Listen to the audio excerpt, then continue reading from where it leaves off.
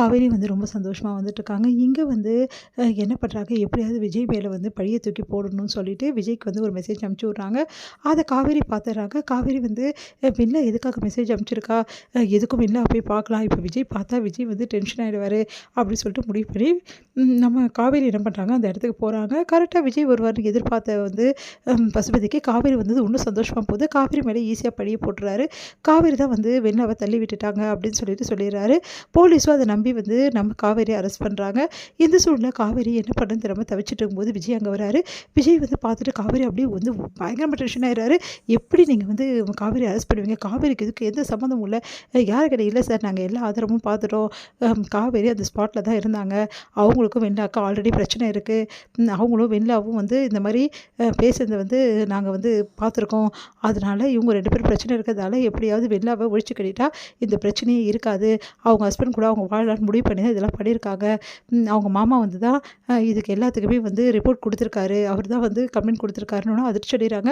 அந்த ஆள சும்மாவே விட மாட்டேங்குது. இதுக்கெல்லாம் காரணம் வந்து யாருன்னு எனக்கு நல்லா தெரியும். அந்த பசுபதி தான் இதுக்கெல்லாம் காரணம்.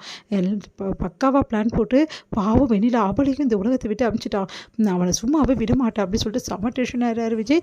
காவேரி நீ கவலைப்படாமல் இரு காவேரி. இல்லைங்க, எனக்கு இது கூட பிரச்சனை இல்லை. பாவங்க வெண்ணிலா என்னதான் நம்மக்கிட்ட சண்டை போட்டாலும் அவளை இப்படி பண்ணுவாங்கன்னு எதிர்பார்க்கலங்க அப்படின்னோடனே, உனக்கு இருக்க நல்ல மனசு யாருக்கு இருக்குது காவேரி?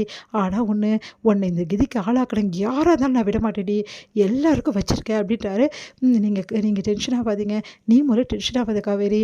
இந்த மாதிரி நிலமையில நீ ரொம்ப ஜாக்கிரதையாக இருக்கணும் காவேரி அப்படின்னோடனே, அவங்க வீட்டில் உள்ளவங்க எல்லாருமே வந்துடுறாங்க காவேரி வீட்டில். அதை பார்த்து எல்லாரும் அதிர்ச்சி அடைகிறாங்க. உடனே விஜய் வந்து அப்படியே அவங்கள பார்த்துட்டு வந்து அப்படியே நிற்கிறாரு.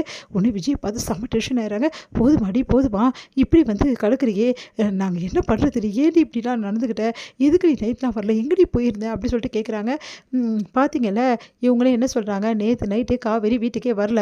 இன்றைக்கி காலைல வரைக்கும் அவங்க வீட்டில் இல்லை. அப்போ காவேரி எங்கே போயிருந்தாங்க? உண்மையிலேயே வந்து காவேரி எங்கே நாங்கள் பிடிச்சோம் தெரியுமா? நாங்கள் அந்த பசுபதி வீட்டில் தான் பிடிச்சோம். அங்கே தான் காவேரி இருந்தாங்க. இந்த மாதிரி வெண்ணிலாவை தள்ளி விட்டு அங்கே தான் இருந்தாங்க. கையும் களவுமா நாங்கள் பிடிச்சிருக்கோம். இதுக்கு மேலே சாட்சி என்ன வேணும்? காவேரி தான் கண்டிப்பாக இந்த விஷயத்த பண்ணியிருக்காங்க அப்படின்னு சொல்லிட்டு சொல்கிறாங்க. அதை கேட்டு எல்லாம் அதிர்ச்சி அடைகிறாங்க. உண்மைதானம்மா, காவேரி உங்கள் வீட்டில் இல்லைங்க, வரலங்க நைட்டு காவேரி அப்படின்னு பார்த்தீங்கல்ல அப்படின்னா, எங்கடி போயிருந்த? என்னடி இவ்வளோ பெரிய பழியும் உன் மேலே சுமத்திருக்காங்க? என் பொண்ணு அப்படிலாம் பண்ணக்கூடிய ஆள் இல்லைங்க. தயவுசெய்து என் பொண்ணை விட்டுருங்க அப்படின்னு சொல்லிட்டு அழறாங்க. சாரதா எல்லாரும் இங்கே பேசக்கூடாது, எல்லாம் வெளியே போங்கன்னு எல்லாருமே அவங்களுக்கு ஆறுதல் சொல்லிட்டு இருக்காங்க. இங்கே வந்து விஜயை பார்த்துட்டு வந்து, போதுமாப்பா போதுமா, எனக்கு நல்லாவே தெரியும் இந்த பிரச்சனை உன்னால தான் வந்தது. நீ எப்போ அந்த பொண்ணை வெளியிலாவ இந்த மாதிரி கூட்டின்னு வந்தியோ அப்போல தான் பிரச்சனை. அது உனக்காக பண்ண போய் என் பொண்ணு இன்னைக்கு இந்த மாதிரி நிலைமையில இருக்கா. உனக்கு நிம்மதியா? என் பொண்ணை தேடி தேடி வந்து அவளுக்கு இந்த மாதிரி தண்டனை கொடுத்துட்டல அப்படின்னு சொல்லிட்டு திட்ட போகிறாங்க.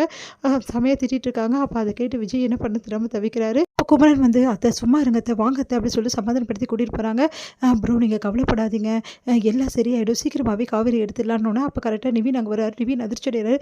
காவேரி ஓடி வந்து பார்க்குறாரு. இதை பார்த்து யமுனாக்கு இந்த டைமில் கூட யமுனா வந்து ரொம்ப மோசமாக நடந்துக்கிறாங்க.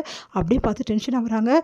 உடனே நிவின் வந்து துடிக்கிறதையும் காவேரிக்காக வந்து மெனக்கட்டுறதையும் பார்த்துட்டு யமுனா வந்து அப்படியே பார்த்து டென்ஷன் ஆங்க. இந்த டைமில் கூட இவ்வளோ கேவலமாக நடந்துக்கிறாரு அப்படி சொல்லிட்டு டென்ஷனாக வராரு நம்ம நிவின்.